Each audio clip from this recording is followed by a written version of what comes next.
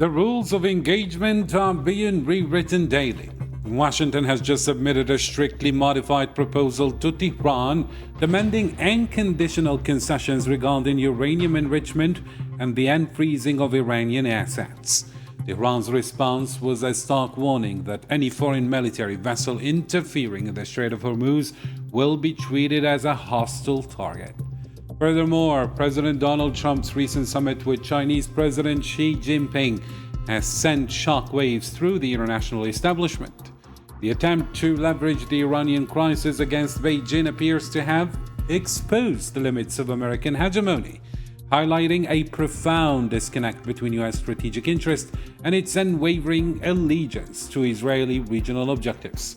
Tonight, we dissect the situation with our panel in All 24 News Special shortly.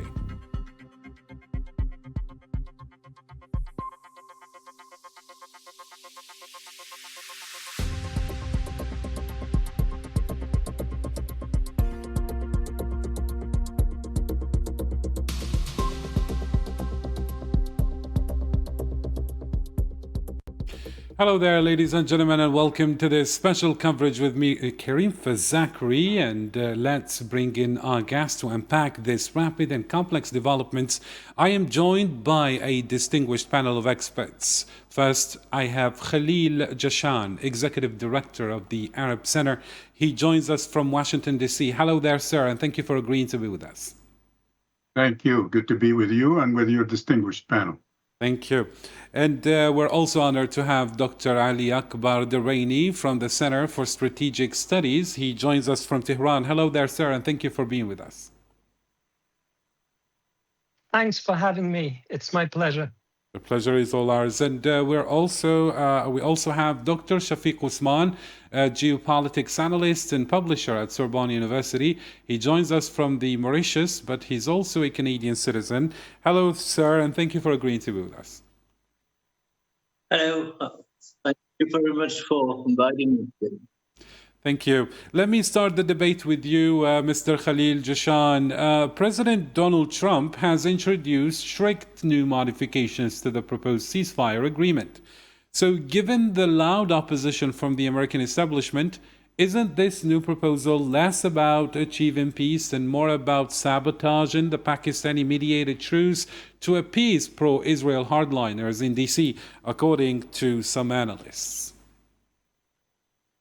Definitely, some people here in Washington and beyond believe so, because it comes after weeks of very difficult, complicated, and complex negotiations that marked, all kinds of escalation, whether in rhetoric by both sides or on the battlefield in the Persian Gulf.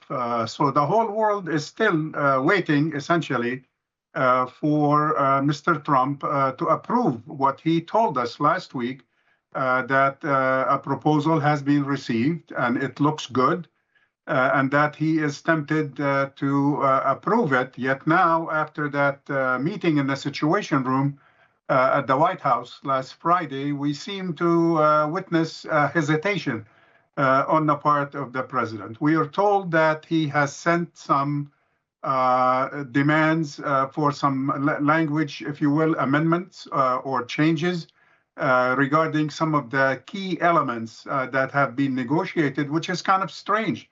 I mean, there he is. He just received, during that Situation Room meeting, a full report from his own negotiating team telling him what has been negotiated. And now, he seems like he wants to negotiate all over. So, unfortunately, this is risky because it could set the negotiations backward, where we have to start all over. The work that took weeks to reach in terms of this potential MOU or deal, if you will, as it's called here in Washington. And now we have to amend some key points in it pertaining to the most difficult issues, particularly the issue that was specifically mentioned in the deal that needs to be postponed till maybe the next 30 days from signing this deal, which is the issue of what to do with the nuclear program of Iran. Mhm. Thank you so much. And now let me bring in Dr. Ali Akbar Duraini from Tehran.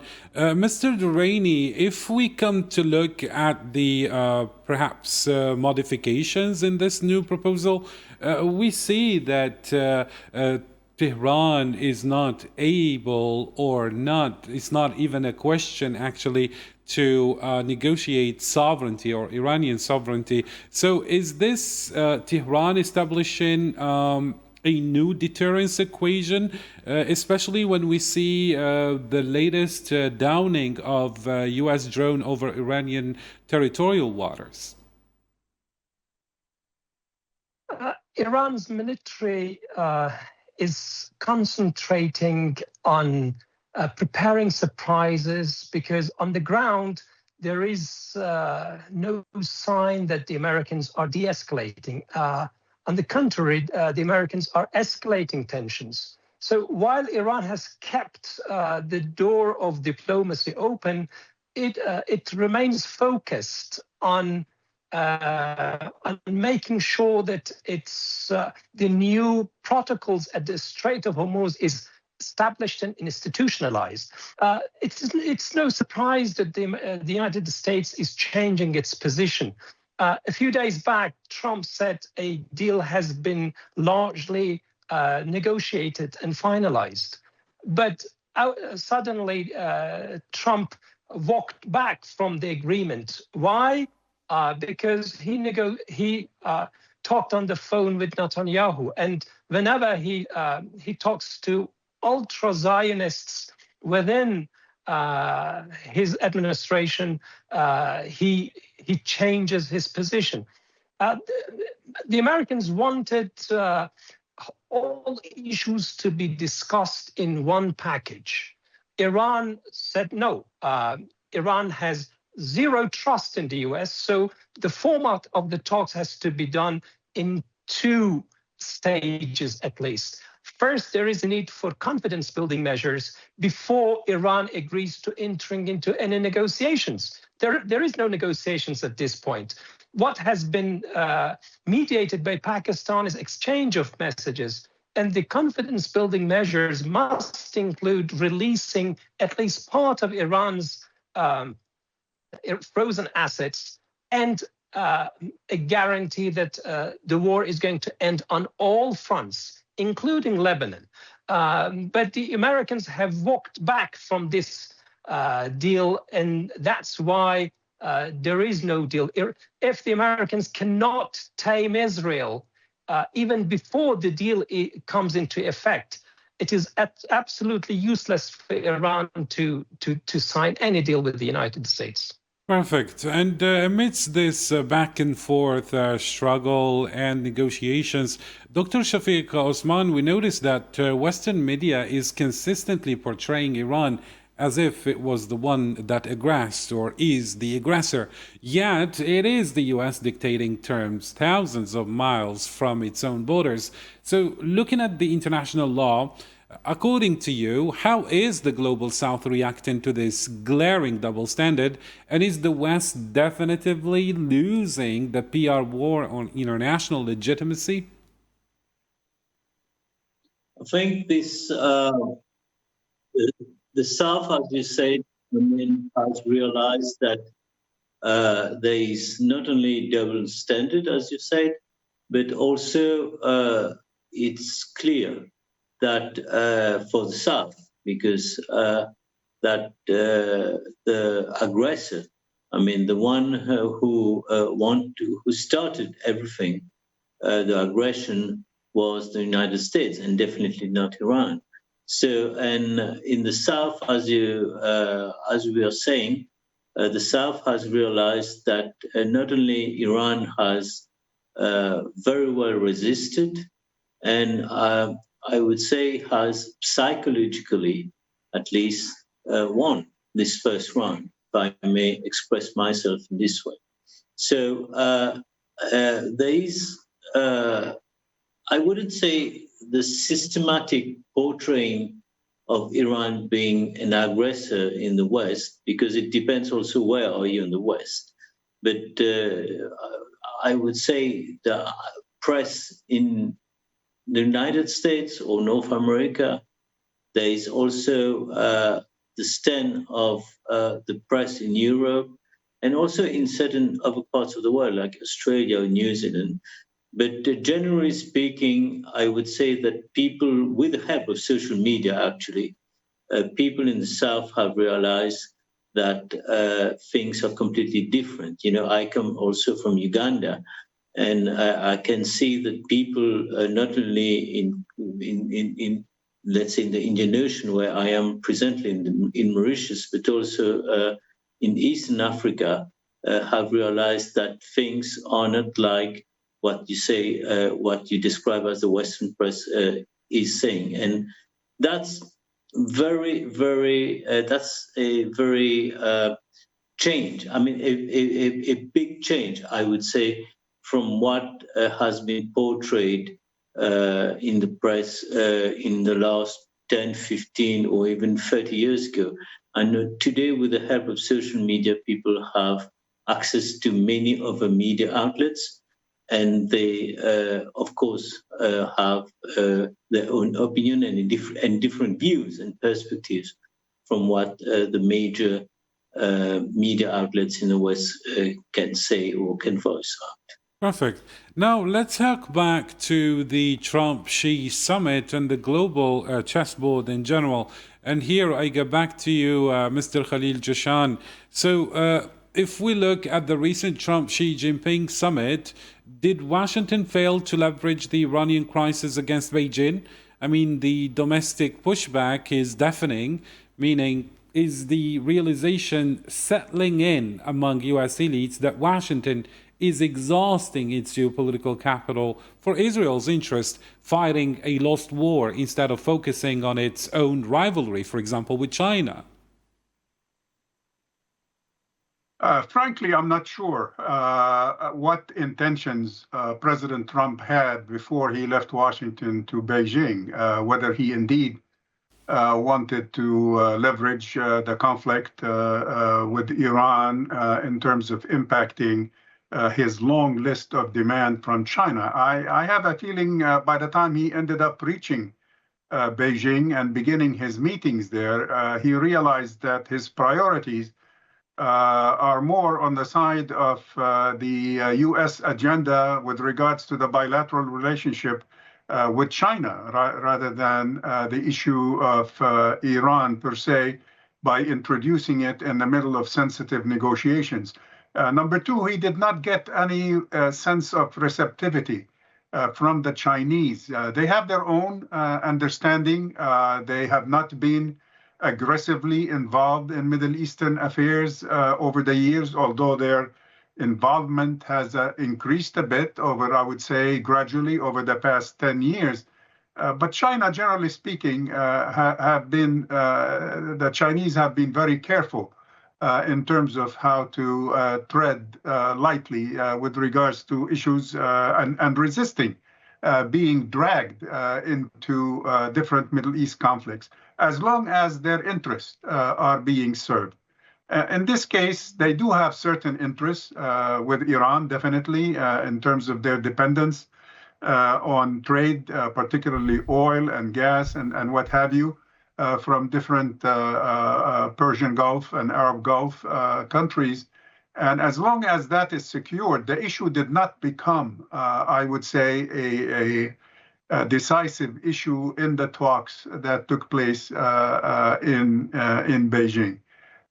Maybe Mr. Trump tried to kind of convince the Chinese somehow to endorse at least one demand on the part of his administration, which is reopening the Strait of Hormuz, in the sense that that's a crucial demand that most countries dependent on Iranian oil or Gulf oil in general or gas would prefer to see that open. But the Chinese were, sophisticated enough and understood the complexity of the issue.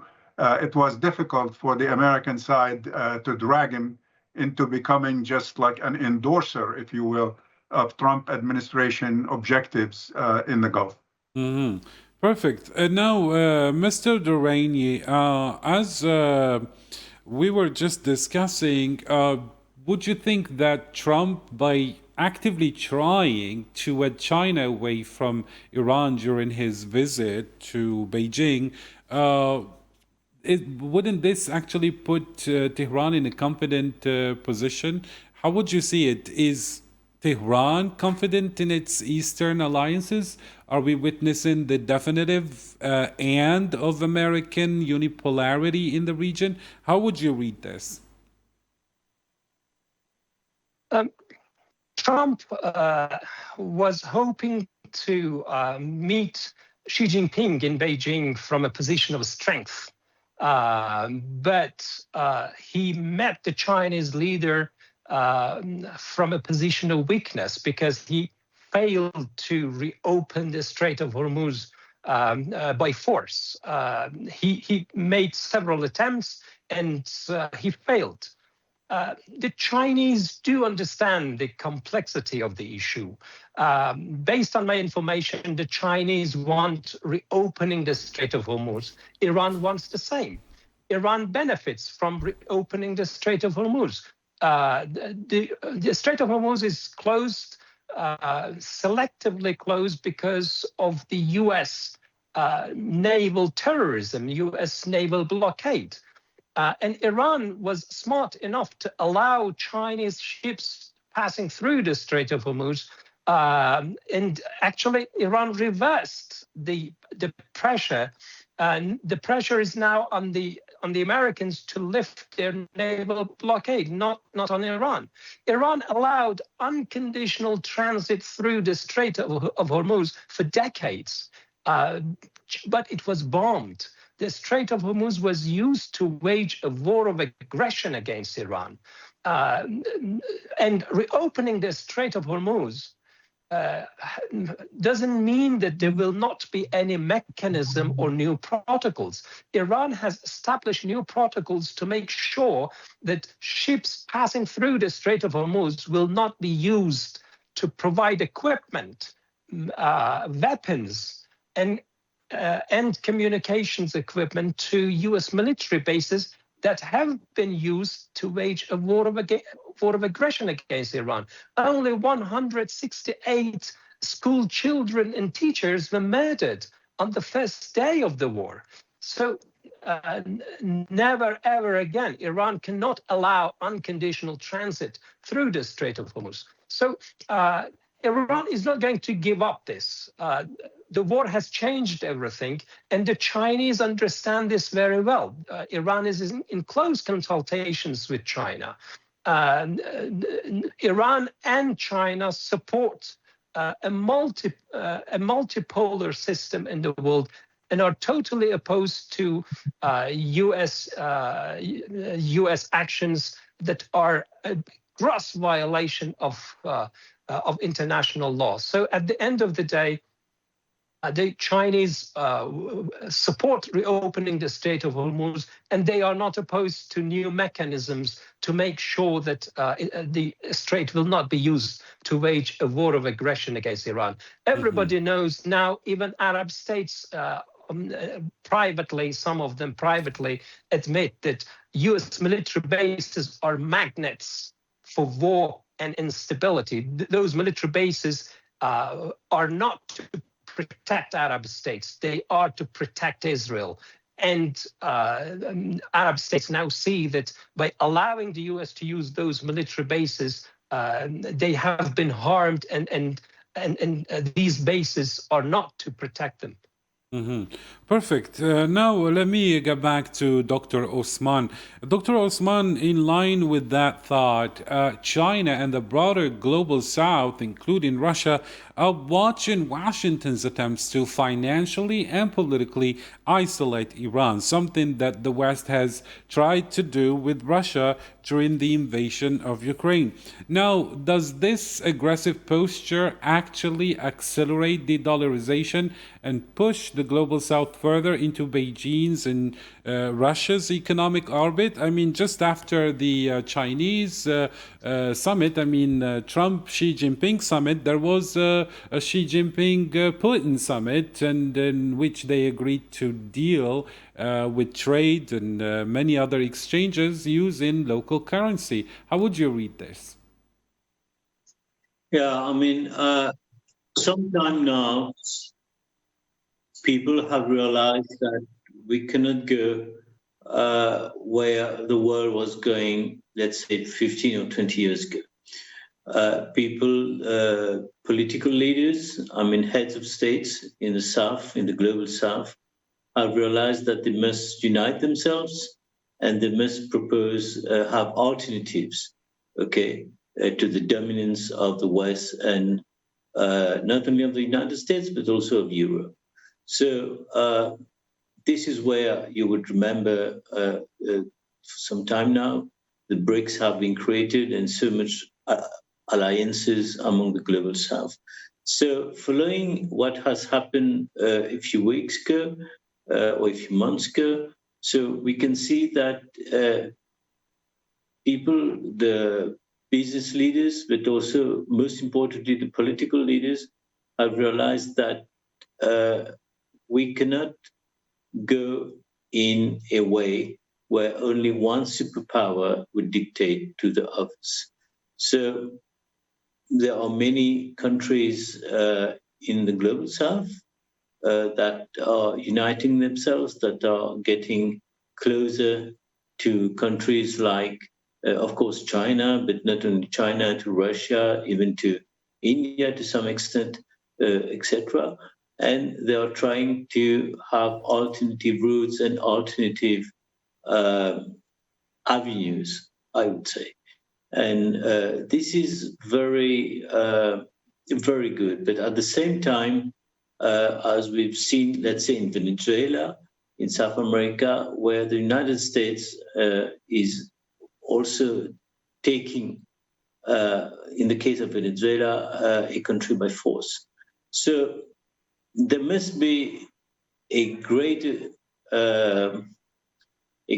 alliance, greater contacts between the global South. But the West is very intelligent and they are very cunning in the sense that they use a few countries in the global South also to divide and to get divisions and then to continue to rule. And that's nothing new, really. But the global South has to be even more stronger and get a maximum of countries around them to be able to get really alternatives, not only on the political side, not only on the geopolitical side, but also, as you just mentioned, also on the financial side. And the issue of currency regarding the USD is, of course, crucial.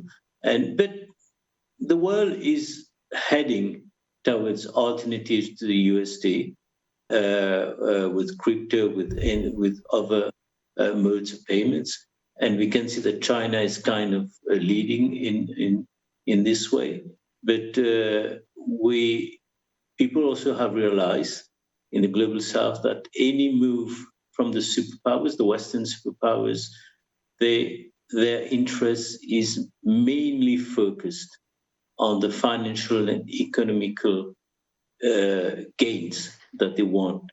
So it's not 100% political, as you can see, and it's mainly financial and economical. And on the African continent, let's say, the people in Africa, they realize that now.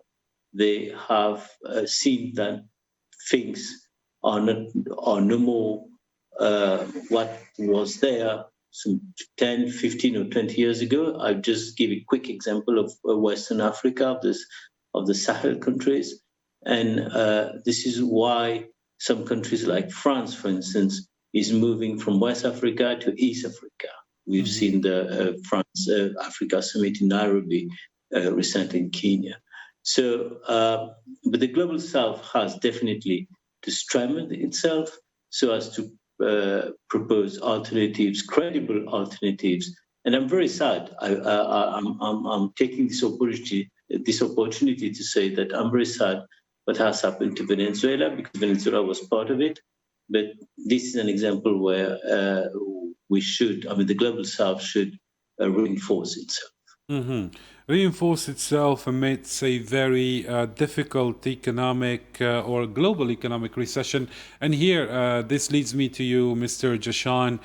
Pakistan actually stepped in to mediate this fragile ceasefire, a role traditionally reserved for Western powers.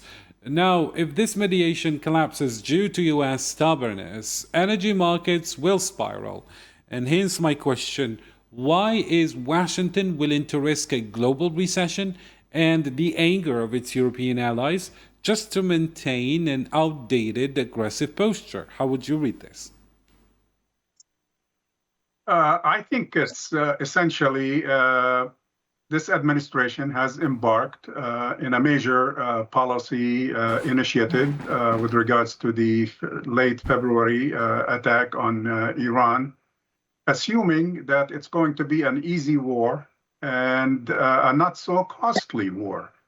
And again, events proved them wrong from the very beginning. This has been a futile adventure, and it has been very costly both to the American economy and to the global economy. After all, you're talking about the U.S. being the largest in a way, economic power in the world. So any shakeup with regards to the American economy, any turbulence in the American economy is going to register, as like an earthquake, 10.0 on the international, Richter scale with regards to global implications.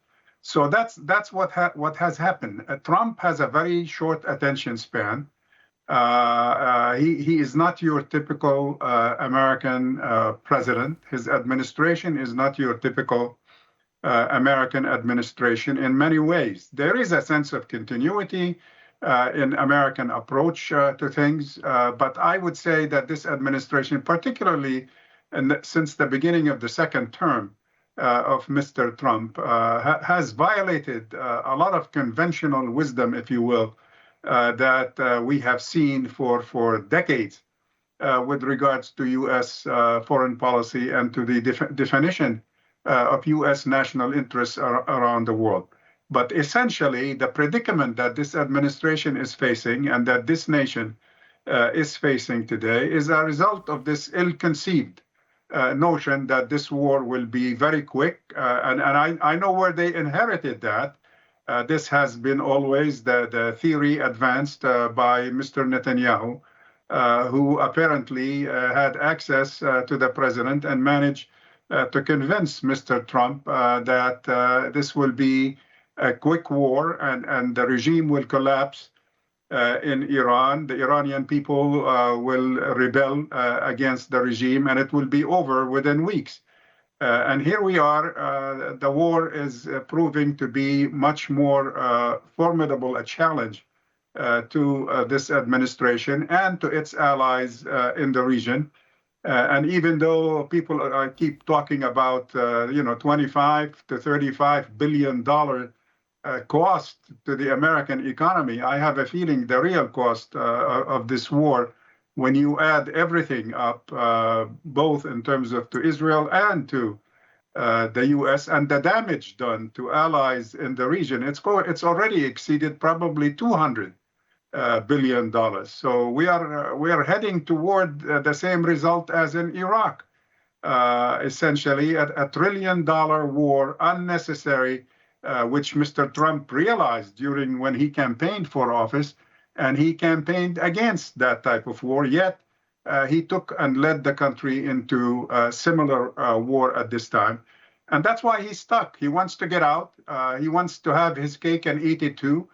He wants to accept this agreement, but he's having difficulty accepting it in a way that could be construed or explained as failure on his part.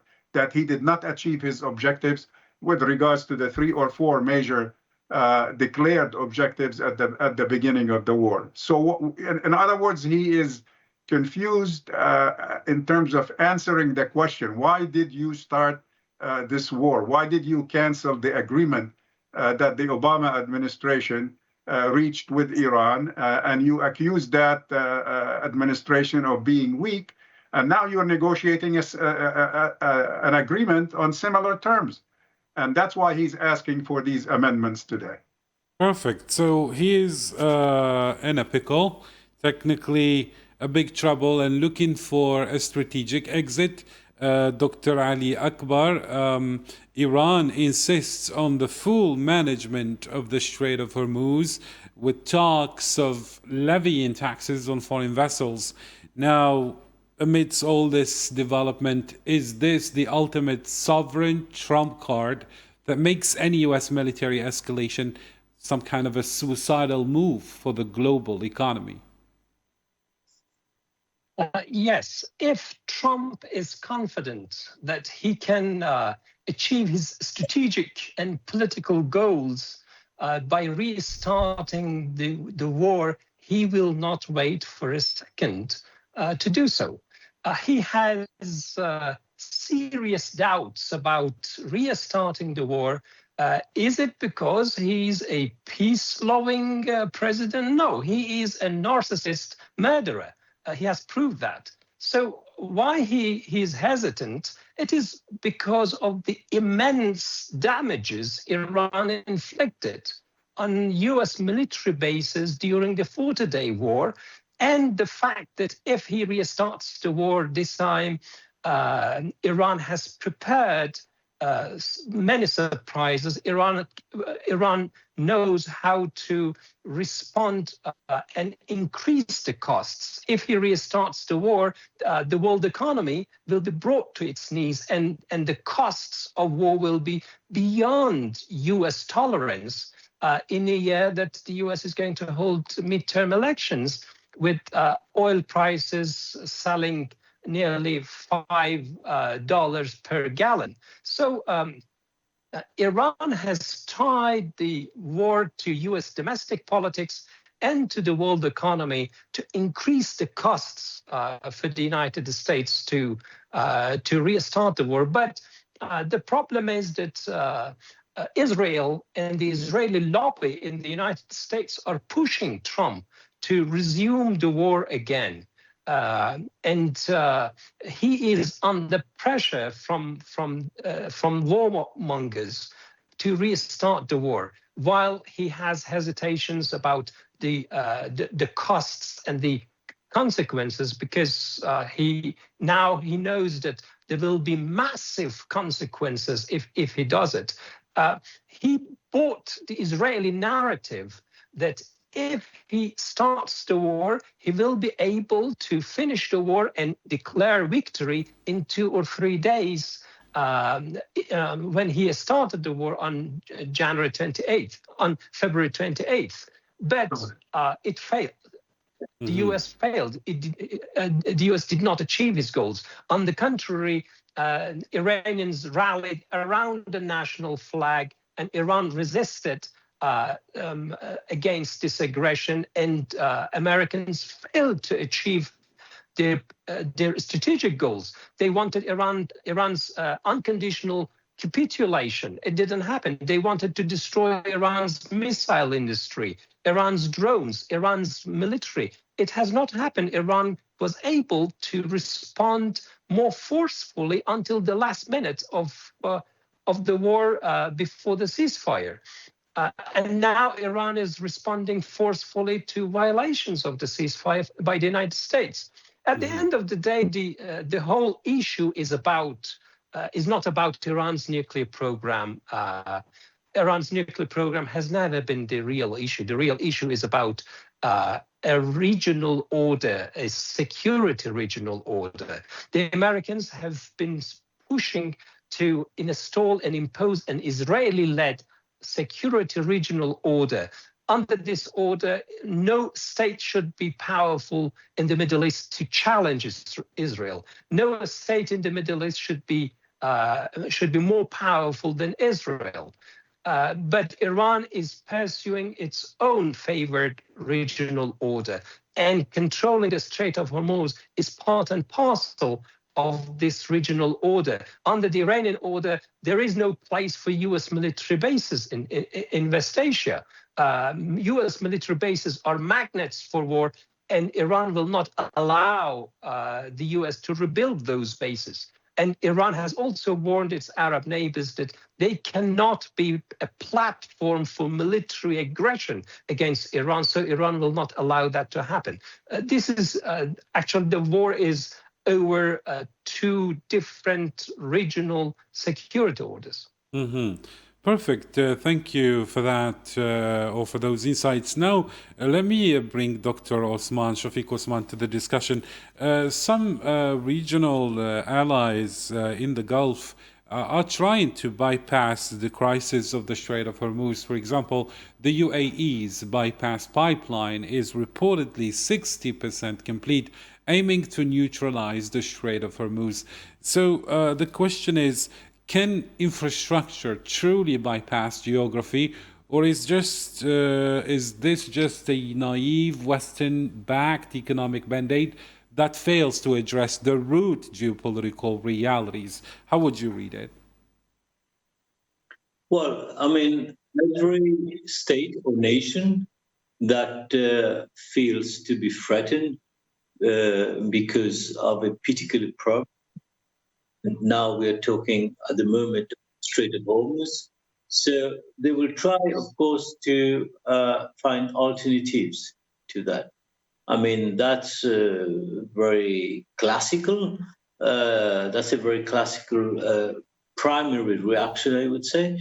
So, in fact, the nations, I mean, the states in the neighbors of Iran, I would say, I mean, have realized that they should, some of them at least, that they should find alternatives to that, to the Strait of Hormuz. So they're trying to build infrastructure, they're trying to find alternatives.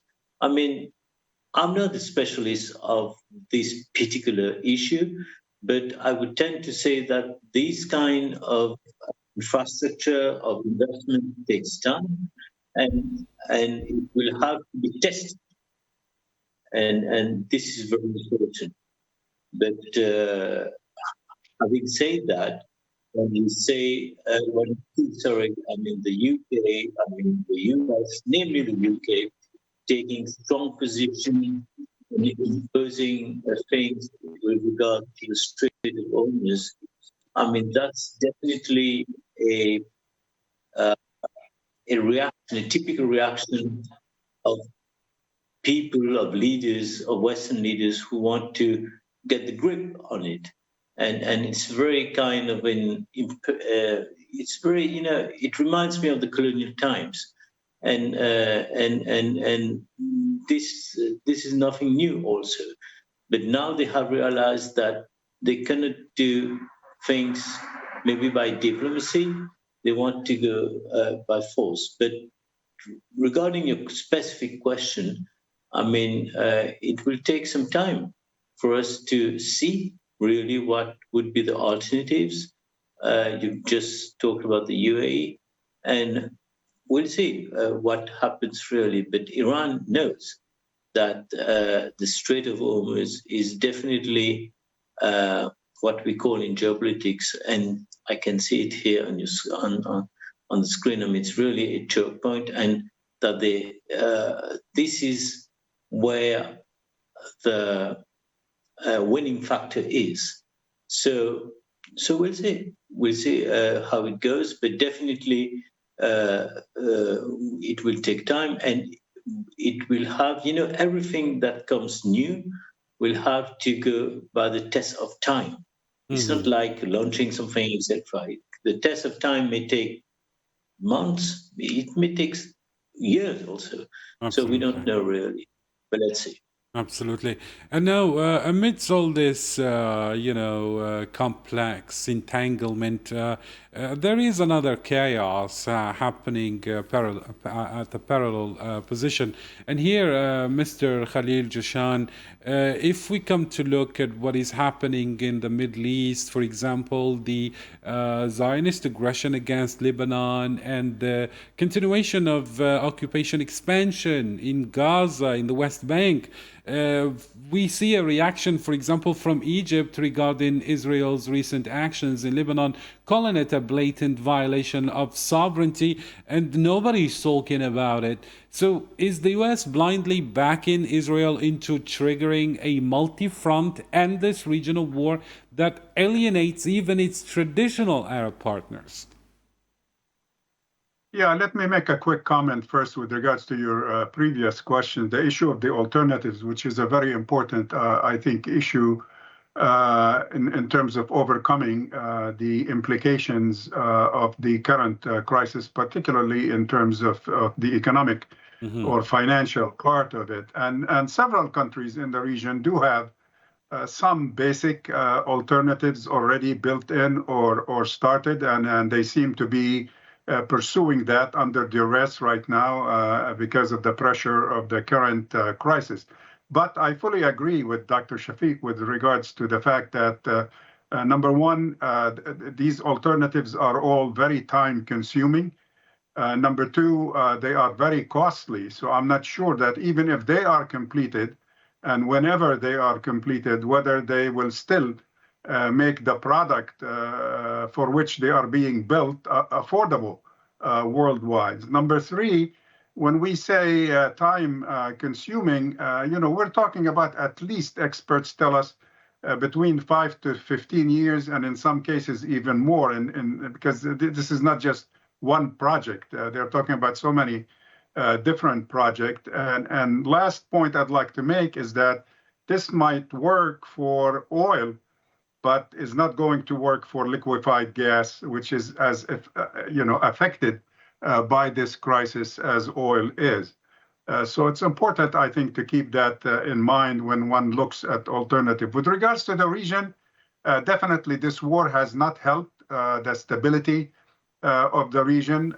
This administration, in particular, first term, Mr. Trump has changed dramatically U.S. policy in the region. It's not that U.S. policy was a panacea before Mr. Trump arrived on the scene with regards to Palestine and Lebanon and Syria and what have you. The policy has been biased and has not served Americans' national interests well for many, many years, particularly in subjugating U.S. national interests to those of Israel. But as of late, I would say, since his first term and particularly his second term, Mr. Trump has done a lot of damage to U.S.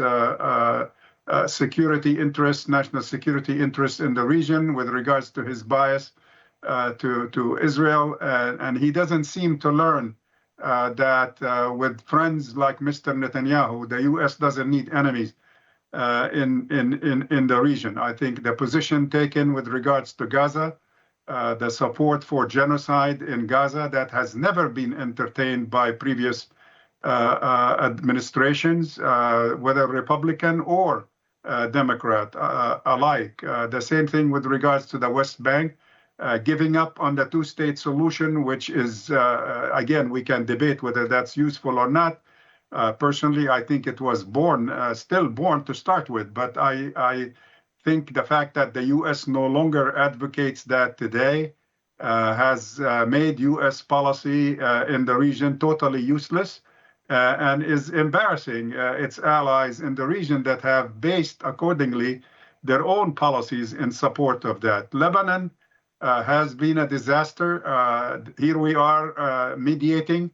The two teams, the Lebanese team and the Israeli team, military team, were in town the last few days negotiating at least the military aspect of the conflict, while Israel at the same time is escalating, and the Prime Minister of Israel endorsed by this administration, is basically declaring that he wants to occupy 70% of Lebanon. Right now you have more than 1.5 million Lebanese that have been displaced as a result of this war. Thousands have been killed, tens of thousands wounded. For what? Supposedly to make Israel more secure, and it doesn't seem to be happening. All you have to do is look at the Israeli media today as we speak and see the complaints from the Israeli military itself, complaining that they are pushing too far into Lebanese territory, and that should there be an agreement, and that's probably why there is a panic on the part of Netanyahu, and he decided to increase his aggression against Lebanon because he's afraid that the agreement with Iran, once it's approved, whether it's today, tomorrow, or next week, is going to make the war in Lebanon stop. And that's what Mr. Netanyahu doesn't want to do, particularly in light of the elections coming up on the 27th or 28th of October, because that will impact his chances at staying as prime minister in Israel. Perfect. Thank you for that. Now, Mr. Ali Akbar Duraini, if the U.S. continues to demand unilateral disarmament,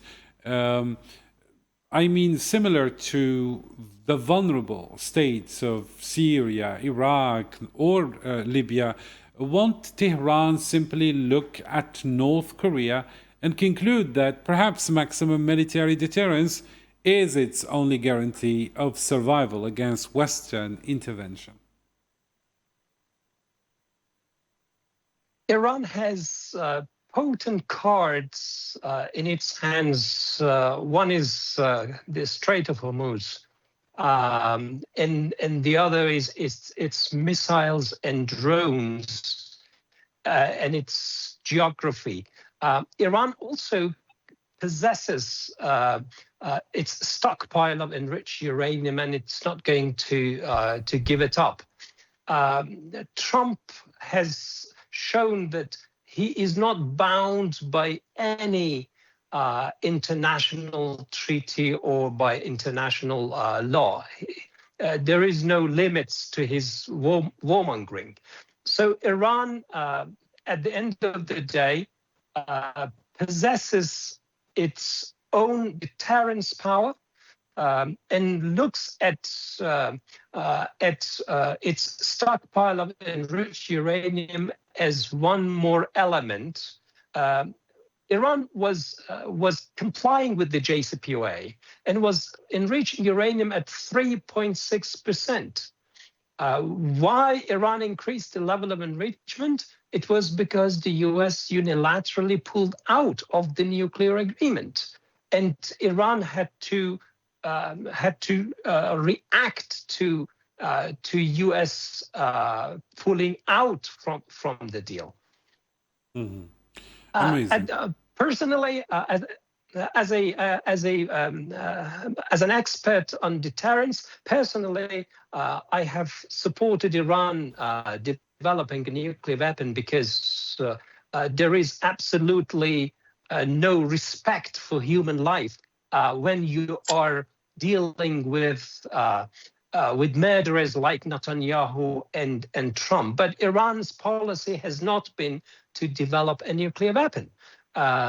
Instead, Iran's reaction can be categorized as defensive realism, not offensive realism. Iran is not seeking hegemony. Iran is only trying to make sure that its security will be protected, and it wants sufficient power simply to protect itself from foreign military aggression. Perfect. So Iran knows how to defend itself, and it has sufficient cards to employ in case there is escalation on the part of the US. Thank you so much. And since we're nearing the end of this special coverage, just a quick round of questions. Let me begin with you, Dr. Osman. Analysts are speaking, or increasingly speaking, of an open conflict paradigm. Now, do you think that the Middle East can survive this new normal of existential battles, where diplomacy is treated by the West merely as a tactical pause to rearm, let's say? Well, this is something that needs to be analyzed or discussed. Hopefully, in a few days or in a few weeks. But one thing for sure is that the Arab states in the Middle East, where there are military bases, US military bases, they have realized that things are not straightforward, meaning these bases are not meant really for their defense or to protect themselves. They are meant to be used for US purposes and for US allies. Okay, and I think this is number one. And number two is that the geopolitical, we can say geopolitical map, okay, of the region is being shifted. I mean, there's been some change because, as you know, there hasn't been any aggression of the United States towards Iran. And this is the very first time that the US comes with force and aggresses a country which hasn't aggressed the United States. So this aggression has brought much sympathy towards Iran, and this is something which is new because it has come not only from people who were, let's say, pro-global South or whatever, but also from, let's say, people who didn't have a real opinion, okay, about the global South or Iran or whatever state. And they have realized that there has been an aggression, and people in the world have suffered because of that, because of hike in prices, because of issues regarding oil, gas, etc., and also commodities, prices of commodities in everyday life of people, whether in Africa, whether in Europe, whether in other parts of the world. So people have realized that one power, while aggressing another state for no reason, okay, is bringing much change and in their life, and they are being affected. So that's number two. And now number three is that I'm coming back to your first question to me regarding regarding perception, media outlets, etc. And I'm repeating myself on this point, is that social media has played and is playing a major role in the sense that they are giving people in the world, not only in the global South, but everywhere in the world, another perspective, which was difficult or nearly impossible some 30 years ago, let's say. So this is very important because I myself, I saw cartoons, etc., which I wouldn't have imagined. And this is something which is very important because people are having different perspectives. Absolutely. Okay, and they are having different angles which they didn't have before. Perfect. And very quickly, Mr. Jashan, to conclude, how much is this endless Middle East entanglement fracturing the American political elite, notably the visible rift between Donald Trump and J.D. Vance over bombing Iran just months before the midterms? I think the change has been very significant. The impact has been very significant in terms of reflecting on public opinion in this country. Initially, of course, it affected the opposition. In other words, let's say the Democrats in this country who are in the opposition right now. It affected the independents who probably voted for Trump in large percentage, hoping that he would honor his commitment against these types of wars and other things that he promised and hasn't delivered. But now it seems to be reaching into the depth of the MAGA movement, the core of the current Republican Party. It's not even a Republican Party anymore. It's a Trumpist party, but it's being affected. When I look at public opinion today, and I see more between 40 and 50% of youth under 30, particularly under 25, that totally disagree with this president and his policies, particularly in the Middle East, particularly with regards to this war. And when I look at, let's say, the strongest support group for Israel that who probably started this war and lobbied for it, and you see more than 40% of young American Jews in this country totally opposed to this war and to the policies of the Netanyahu government in Israel, one has to wonder whether that will eventually translate into policy or impact U.S. policy in the region. Amazing. And in less than 1 minute, Dr. Ali Akbar, is this current crisis the painful birth pangs of a new multipolar Middle Eastern order free from Western hegemony, or are we simply staring into the abyss of uncharted chaos?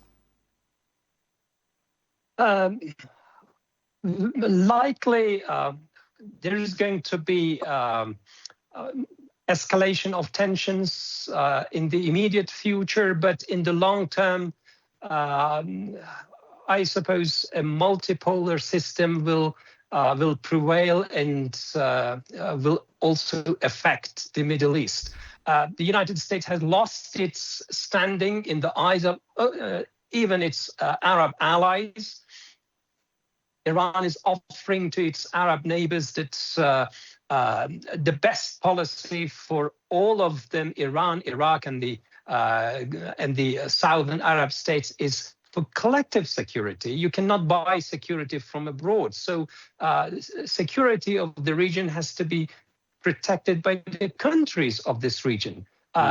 So it's some states like UAE have betted on American power. They have given their foreign policy to Israel and the United States. And Iran has warned that they cannot be part of the US war machine against Iran and not pay the price. So Iran will not tolerate UAE to be a proxy of Israel on its doorstep and destabilize the region. But at the end of the day, Arab states also are understanding that they cannot rely on the United States. They have to also get closer to China and work with regional states instead of relying on the United States, because it has proved to be disastrous for all of them.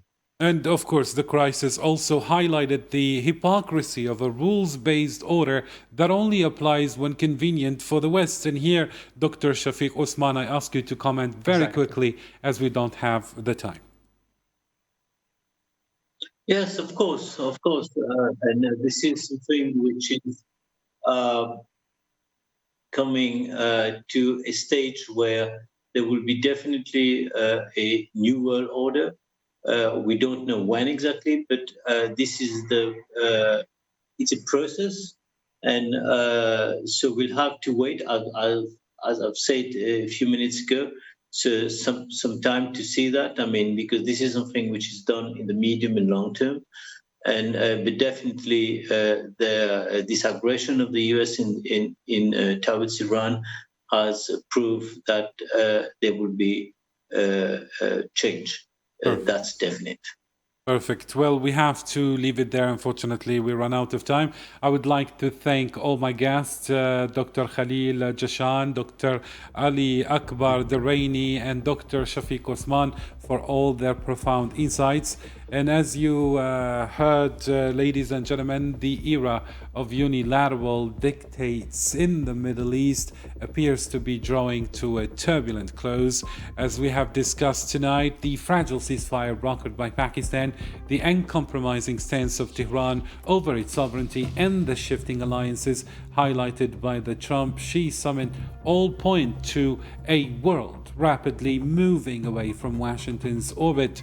The West's double standards are increasingly scrutinized by the global South that is no longer willing to be a bystander in its own destiny.